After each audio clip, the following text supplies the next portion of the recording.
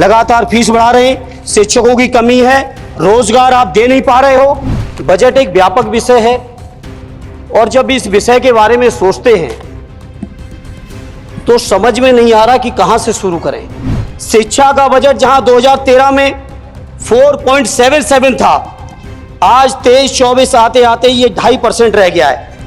लेकिन देश के 140 करोड़ लोगों में से कम 95% लोग ऐसे हैं जो आज पूरी तरह से बर्बाद हैं।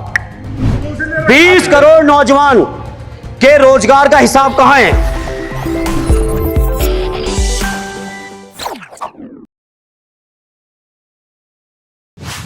श्री धर्मेंद्र यादव जी।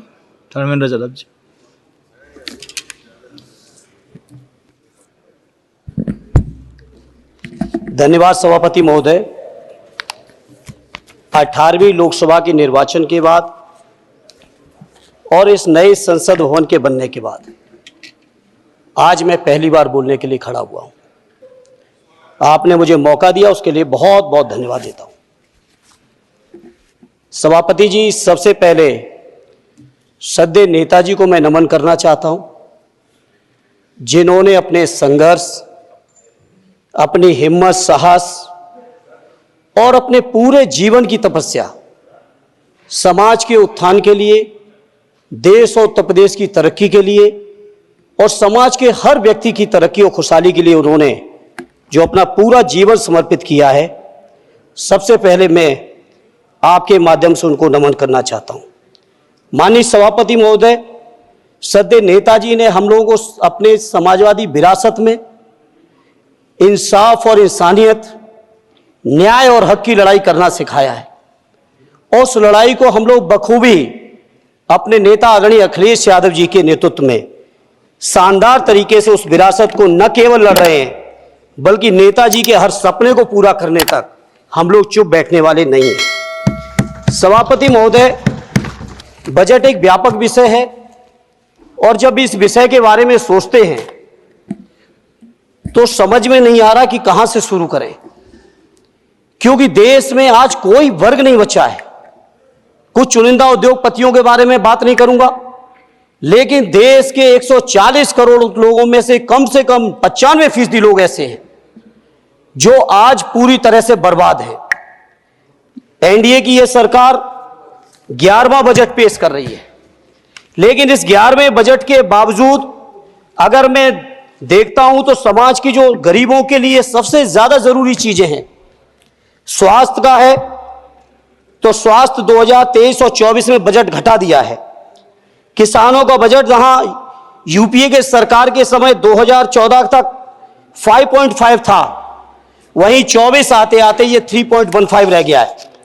शिक्षा का बजट जहां 2013 में 4.77 था, आज 23-24 आते आते ये 2.5% रह गया है।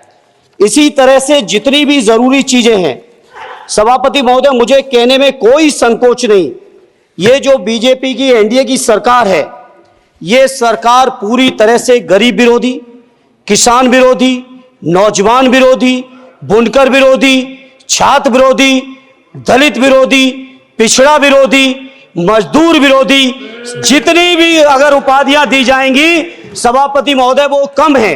और मैं कोई राजनीतिक भाषण नहीं दे रहा हूं, मैं उदाहरण सहित आपको जब नंबर आए तो बोल देना, और हमें पता है आपका नंबर भी नहीं आएगा आपकी पार्टी में, यह भी पता है हमें। सभापति महोदय, श्रद्धेय नेताजी ने हमेशा कहा है कि चुनाव में या जनता के बीच किया हुआ वादा अगर आप पूरा नहीं करते हैं तो वो भी एक सबसे बड़ा भ्रष्टाचार है, और उस भ्रष्टाचार में अगर किसी ने वर्ल्ड रिकॉर्ड बनाया है तो बीजेपी की और एनडीए की सरकार ने बनाया है।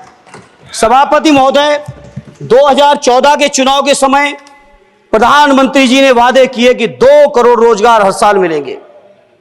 स्वामीनाथन जी, जिनको भारत रत्न दिया है सरकार को, मैं धन्यवाद देता हूं, लेकिन वो धन्यवाद अधूरा है जब तक उनकी सिफारिशों को नहीं मानते हो।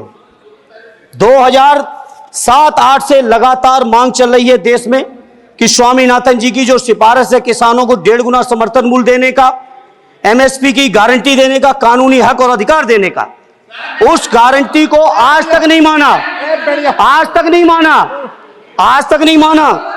स्वामीनाथन जी को आज तक नहीं माना। अध्यक्ष जी डिस्टर्ब ना करिए। सभापति महोदय, मेरा टाइम इसमें काउंट नहीं होगा। आप इधर, अरे यार, इसे जीता है तो ज्यादा ना बोलो, मालूम है कितने बड़े तीरंदाज हो। इधर चलो। स्वामीनाथन जी की आपने नहीं मानी, एमएसपी आपने लागू नहीं की। कितनी बढ़िया बातें कि खाद पे हम सब्सिडी बढ़ा रहे हैं। पहले 50 किलो को 45 किलो, फिर 45 किलो को 40 किलो, और मुझे लगता है कि ये तीसरा कार्यकाल पूरे होते होते केवल 10 ही किलो बचेगा खाद के कट्टे में, इससे ज्यादा नहीं बचेगा।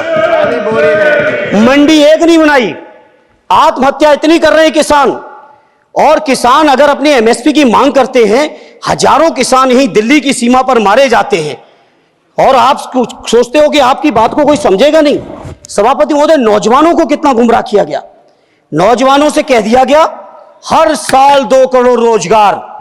मैं आज सवाल पूछता हूं अपने नौजवानों की ओर से, बताएं भारतीय जनता पार्टी के लोग और सरकार में बैठे लोग, 10 साल आपने राज कर लिया है, आखिर 20 करोड़ नौजवानों को रोजगार कहां है? अरे छोड़िए यार, अबे कोई नोटिस नहीं लेता तुम्हें, छोड़ो, कोई नोटिस नहीं लेगा तुम्हें। 20 करोड़ नौजवान के रोजगार का हिसाब कहां है? आज 11वें बजट में जब याद आई तो वो भी ट्रेनिंग की बात करते हो। मैं कहना चाहता हूं आईआईएम, आईआईटी के नौजवानों को रोजगार नहीं दे पा रहे हो। आप सोच रहे हो इंटर्नशिप के इस छोटे से सुगूफे से नौजवान खुश होंगे? देश के नौजवान खुश होने वाले नहीं है। सभापति महोदय, शिक्षा के मसले पर लगातार बजट घटाया जा रहा है, लगातार सरकारी शिक्षा कम की जा रही है, और यह बीजेपी की सरकार की लगातार प्रयास है कि नौजवान शिक्षित होंगे तो सवाल पूछेंगे। देश की जेएनयू से लेके, बीएचयू से लेके, एमयू से लेके जितने बड़े संस्थान हैं, सारे संस्थानों को बर्बाद कर दिया है। एक भी दलित, एक भी पिछड़े, कहीं आपका वाइस चांसलर नहीं है। लगातार जितने भी आपके professor, associate professor, assistant professor की नियुक्तियों में आरएसएस का जब तक कोई फंडामेंटल कोर्स नहीं करेगा, बेसिक कोर्स, तब तक उसकी नियुक्ति नहीं होगी। आप क्या सोच रहे हो देश नहीं देख रहा है नौजवान?